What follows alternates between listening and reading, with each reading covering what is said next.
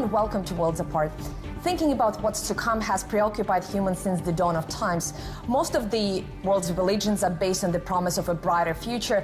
It's also a recurring theme in cinema and in literature. But while we all like to fantasize about the years ahead, can it be turned into science? Well, to discuss that, I'm now joined by futurologist Ray Hammond. Mr. Hammond, thank you very much for your time. Hello.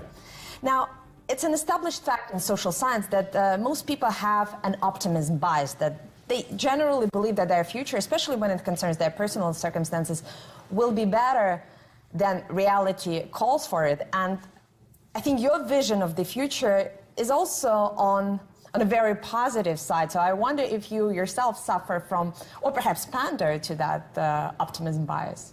I think my optimistic view of the future is based upon hard evidence. If we look at the curve of humanity's development in the last 200 years in the developed world, since the Industrial Revolution, the actual outcome for individuals has been one of greater health, greater wealth, and increased longevity. And of course, over that last 200 years, there have been terrible incidents. There's been 2 world wars. There's been some appalling atrocities. But despite these awful, difficult things, it's true to say that in almost every developed country, people are living longer, they have more, and they're healthier. Now, I don't know whether or not you think that's grounds for optimism. To me, it seems clear. Well, I certainly don't. I think I'm more of a pessimist in this regard, but I think the key word in your answer was industrial revolution, because I think your philosophy does have a strong technology bias, because many of the trends that you are analyzing are technological, and I wonder if you have fully accounted for the fragile and unpredictable human psyche and its pretty remarkable ability to make leaps not only forward but backward. It strikes me that we are largely the products of technology, at least in the last few thousand years. I study the future because today there is a future to be studied. But until the last few hundred years, there was no point in studying the future. If you were a farmer's daughter, your life was much like your mother. And if you were a farmer's son, your life would be much like your father. But it's only since the Industrial Revolution that each life has had the potential to be vastly different from each preceding generation. And in examining technology, I pay attention to its role in altering everything around us. Absolutely, but I think that works both ways, and I come to it, you know, as a former war reporter who spent a lot of time in Libya and Syria, and I saw a lot of people making a transition from relatively contented, you know, shopkeeper or baker to somebody who cuts throats fairly easily. And those are not just rare psychopaths. I think this is something that is becoming a mass phenomenon in many parts of the world, especially in parts of the world with fairly high birth rates. So don't you think that this is at least a reason of concern, or at least a reason to challenge your very optimistic vision of the future? Well, you're quite right. I mean, what you're talking about is happening now, today, in Syria. So what's going on is we easily revert to the pre-industrial human. We all have in us the capability of being a very destructive creature, and we needed to have that for evolutionary reasons. Without such capability, we wouldn't have survived, and our tribes wouldn't have survived. And the reason young men like to fight so much is they're evolutionary designed to do it. But my point is that if you can easily revert to that kind of medieval violence, then all the advances in technology could be reverted within a few years. But it doesn't get reversed. It doesn't get thrown away. The advances of the technology are there. Now, each society may suffer an appalling catastrophe and take a backward step. In fact, it may happen to a developed society at some time in the future. Nobody's to say that it won't, certainly not me. But despite these reverses, the trend is inexorably upwards and for the good. And that's my fundamental point. In 2012, I heard you gave a talk on the Arab Spring, and in that talk you celebrated the birth of a new democratic state in Libya, and that was the narrative that was very popular in Western press at the time, even though I think there were also evidence at the time that people were getting increasingly violent. And what was interesting about Libya is that it was, in technological terms, a very advanced country. They had some of the best medicine on the continent, they had some of the best technology available to them, and yet, if you look at the country now, it is thrown back not only decades, some would argue even centuries. Why do you think it cannot happen on a global scale, especially given that you identify globalization as one of the factors that will drive the future? I do. I think in particular I celebrated what happened in Tunisia. And by definition, at the time, I was talking about the potential for Libya. And I'm very sad to see how that's turned out. In fact, I think the world now looks at the Arab Spring as being almost a false spring, a false dawning. And what we've discovered is that although those who wanted some new form of democracy were able to organise themselves, they probably didn't have much to put in place to replace the things they were trying to destroy. What do you mean by something worthwhile to put in its place? In other words, just being against something isn't sufficient. You have to say, I don't like this regime, and what I would want to put in its place is this type of regime. And you need to have thought through and to discuss and to find, above all, leaders. Because what most communities lack is leadership. By that, I don't mean necessarily strong dictator leadership. I can also mean inspirational, charismatic leadership. Mr. Hammond, as somebody who spent a lot of time on the ground back then, I think all of that was discussed. There were lots and lots of meetings with lots and lots of young people, many of them coming from the West, having Western degrees. So the vision was there, the leadership was there, but for some reason it didn't happen the way I think we can see, looking back, that the actual leadership wasn't there. There may have been leadership at the cellular level, at the local level. We certainly had no political leaders rise up. We didn't see them. They would be on the world stage today if they were there. I am disappointed in the outcome in some territories of the Arab Spring, but what it doesn't do is take away from the role technology played.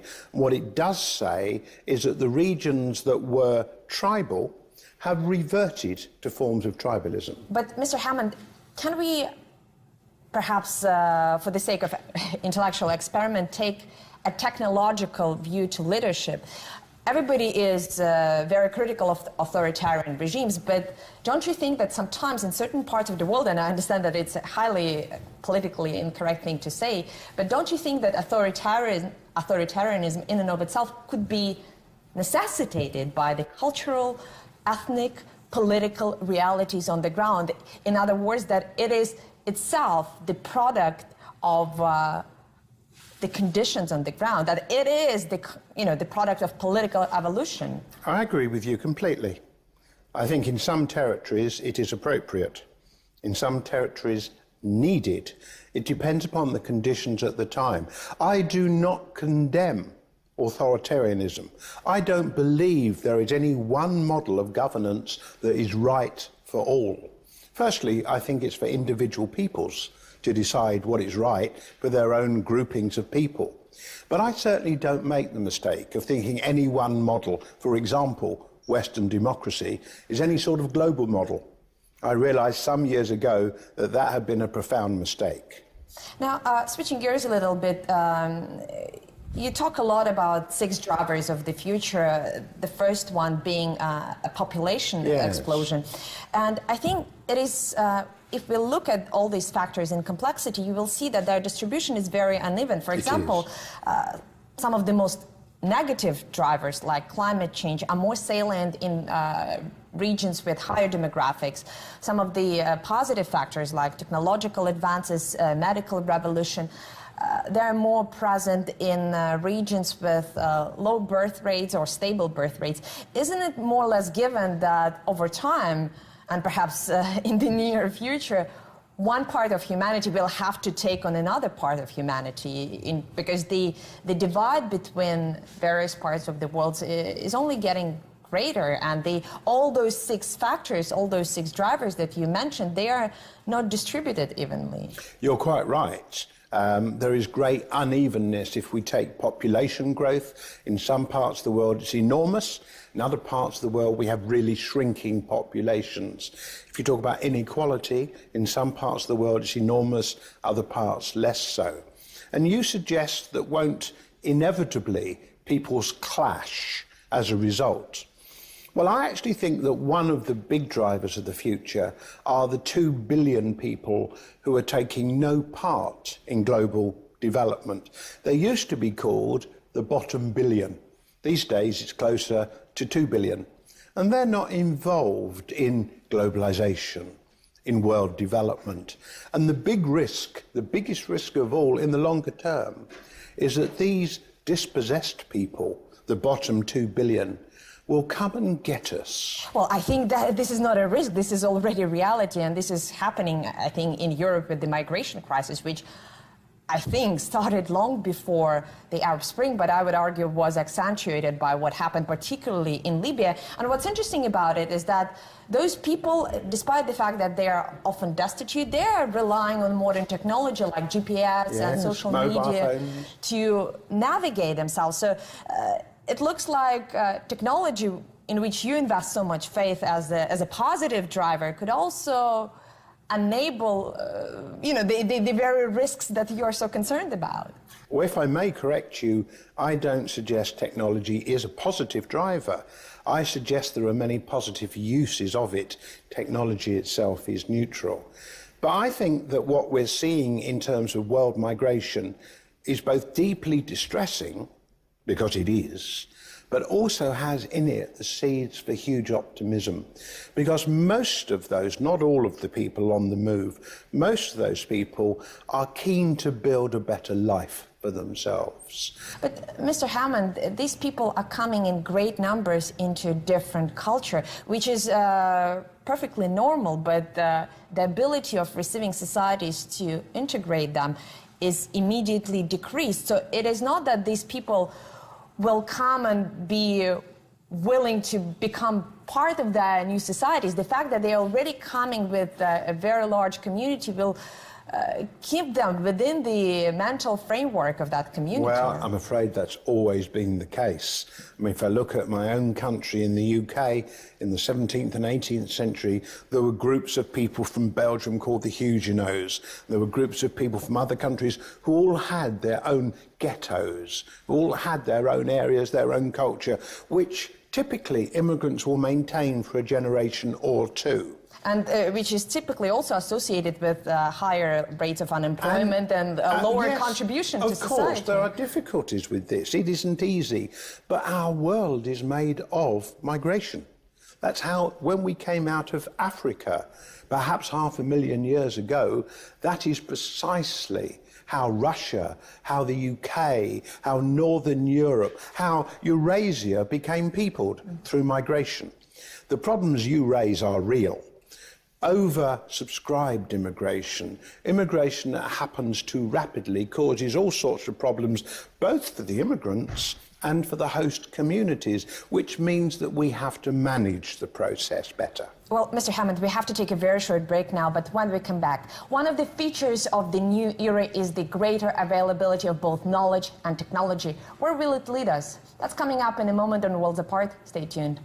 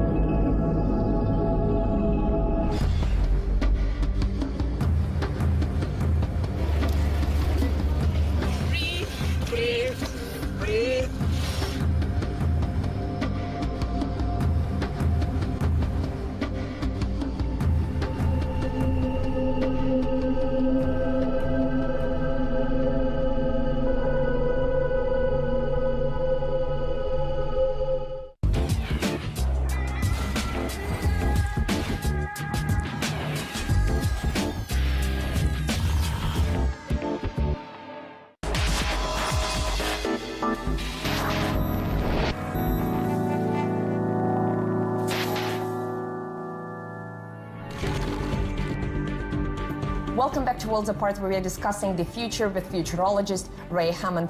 Mr. Hammond, you get very passionate when you talk about medicine and how medical knowledge is becoming democratized. Yes. It is also, in your view, revolutionizing our way of life. I heard you say that in a few years, a large proportion of the population will rely on wearable devices to monitor their health. And this is one of the factors that you connect to the increased longevity, the increased life expectancy. Why do you think the correlation between technology and increased life expectancy is so linear and so positive? Largely because our bodies are dumb today. At the moment, I doubt whether you know what your heart rate is. I doubt whether you know what your blood pressure is. And I don't know what my measurements are either. Why do I even need to know that? Well, the answer is you don't. But you need to know if they're going wrong. Or at least your physician does.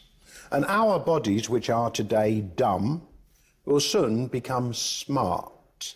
We see the early examples with people wearing Fitbits and wearables, which they use for fitness and sports activity and so on. And I'm not suggesting for a moment that we're going to walk about worrying about our blood pressure or our heart rate. We're not. But what is going to happen is that we're going to become used to these measurements being taken through our clothing, through our jewellery.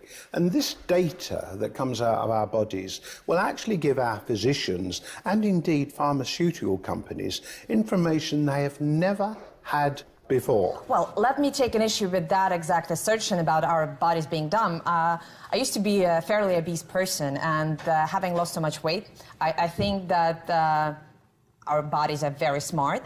And I think the United States is the counter-argument to what you just said, because it's a country where a lot of people are using those wearable devices, but it's also a country with very high rates of obesity, diabetes, and all the other ailments associated with the lifestyle. So don't you think that, in a sense, technology may be fooling us to what we have to do ourselves through the agency of our willpower, rather than any devices that we can rely on? Well, you're right. To be fit is up to us individually. And it's interesting that you should note the scale of obesity in the United States, especially when it's the most largest number of wearables in the population.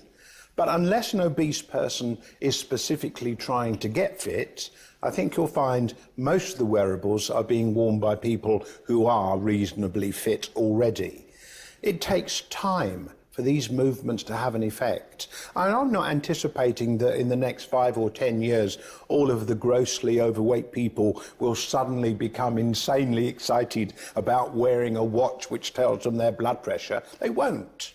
But in the longer term, which is what futurists or futurologists think about, we can be sure that having this information from our bodies is the first step to actually developing what I call personalised medicine. Medicine which is tailored for us individually. Absolutely, but I think what many doctors would also say is that your longevity and your life expectancy depends, at least to the same extent, on your ability to go for a jog in the morning than whether or not you can buy any wearable device. So again, I think there is at least a potential risk of people confusing the uses of technology that you mentioned. It could be used in all sorts of ways, and their own agency of exertion. Well, I think what is interesting is that technology is no replacement for a healthy lifestyle. You can't imagine, for example, well, if I wear this, I don't have to worry about eating too much or not exercising. That isn't the case. What is the case is that people will, in general, be wearing devices which they're not even probably even aware of it, will be giving this sort of data to their physicians. Having information about how your body is developing is a pretty powerful motivator to avoiding the things that might take you there. That's a pretty good example. Mr. Hammond, I specifically, deliberately structured this conversation around the tension between technology and humanity or psychology, and I think that tension lies in the fact that you can accumulate knowledge, you can accumulate technology, but you cannot accumulate willpower, you cannot accumulate emotional experience. You can try to instill them in your children, but that's as much as you can do, and I think perhaps this is something that will always hold humanity back. Regardless of all the technological advances, we always will be emotionally, and in terms of the willpower, where our predecessors, centuries if not thousands of years ago. Yeah, you mean the trouble with being human is that we're human. Yeah, we always will be humans, and there will always be a risk of humanity degenerating either into ISIL, you know, on the moral level, or into something that we saw in this cartoon called WALL-E, when all the people were fat and transported by the means of technology around. Well, these dystopian views of the future that you... Why dystopian? Dystopian means the opposite of utopian, but these dystopian views are actually popular with people. They love to watch movies. Are they realistic? Are they probable? Well, probably not, because history teaches us that whilst we look at a small percentage of people who almost wallow in these extremes, 95% of the population want the positive things in life. Most people are good people.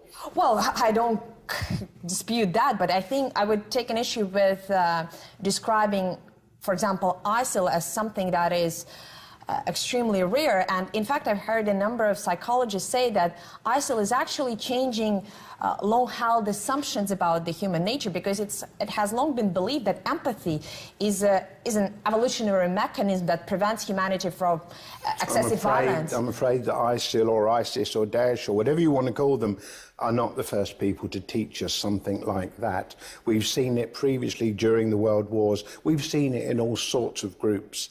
But it always comes down to a tiny faction. But of course... But they're not tiny. I mean, they control very large... Forgive me, they are tiny. It is with a disproportionate effect, because their violence is so gross, so inhumane, that it has this huge effect on our thinking. In fact, they are minuscule. Mr. Hammond, you have to check the figures. If you actually look at who is trying to make the travel from many of the European countries to Syria and Iraq now, it's not just, for example, young people. There are lots of families, lots of elderly people who are traveling there. So it's not an issue of a couple of psychopaths. It's an issue of mentality. If it were a million or two, and it's not, that is tiny. That is my point. The point is that given the overall scheme of things, it is minute. In fact, I heard the former British Foreign Minister Jack Straw yesterday describe the sort of Islamic radicalism, the extremism, as a virus. And another way of thinking of it as some sort of evil meme, some sort of catching thought process. And I think that's a fairly good way of thinking of it. Well, it's interesting that I also had a discussion with Jack Straw yesterday, especially about his decision to go to the war in Iraq back then. And I think he also recognized that they perhaps underestimated certain aspects of human nature. But what I wanted to ask you about is your view as a futurologist on the future of violence, because what we discovered over the last couple of years with ISIL is that these people who kill in cold blood, they can go back to their families and be loving and tender husbands and fathers. Don't you think that is perhaps a very important new fact about humanity? Is it new? I mean, perhaps the Nazis did that in the same way. Perhaps the Nazi executioners went home and were loving to their families. I completely reject the idea that's a new thing. Well, I think that I'm not actually quoting myself. I'm quoting a lot of psychologists who believe that empathy, at least we all thought that empathy is something that we all share. And one of the reasons why it is difficult for me to hurt you is because I sort of feel the pain. A certain care, The point that they are making is that it is not a given, and I think many of us take Nazism as, at least in Germany, as something that is an exception rather than the rule. But it now seems that that kind of violence... Don't you see ISIL as an exception rather than the rule? Well, that's my question to you, because I think they're spreading around the region, and they're popping up in many countries. But the one thing that ISIL have, at least those who are most keen to proselytise it, is a belief that this life is insignificant. They actually believe that the life that matters lies beyond. I'm personally of the opinion that they are gravely mistaken. But because they have this mistaken belief, they can almost suspend the sense of empathy you're talking about. And it may well be that this particular religious fervour is the enemy. It's interesting you call it religious fervor, because I was born in the final years of the Soviet Union, and I still remember that futurism of the Soviet, very particular Soviet variety, was also very prominent in the communist ideology. To some extent, the ISIL worldview is futuristic, with all the virgins and heavenly castles. That's a futuristic worldview. When societies organize themselves around this notion of the future, what does it say about their present? Well, I don't think that societies which organise themselves around the future get any support from me, because the only time that is supremely important is the present. And people like me who study the future are peripheral to the actual mainstream. And the only reason that we crop up is that we throw in ideas which may agitate thinking, which may aid thinking. And that's as far as we go.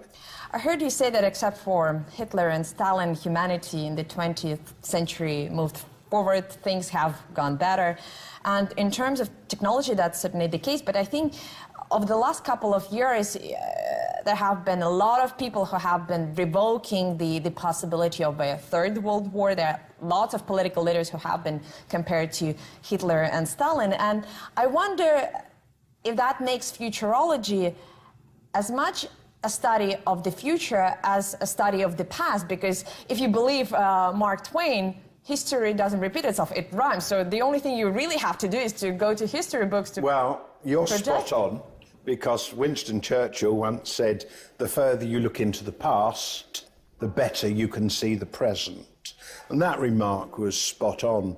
And I have taken pleasure in studying history because it helps to understand how the future may be shaped. Because in the end, all the decisions we take are human decisions. And by studying history, you learn how humans come to their decisions. Well, Mr. Hammond, this is all we have time for, but I really appreciate your company. And to our viewers, please share your comments on our Twitter, Facebook, and YouTube pages. And I hope to see you again, same place, same time, here on Worlds Apart.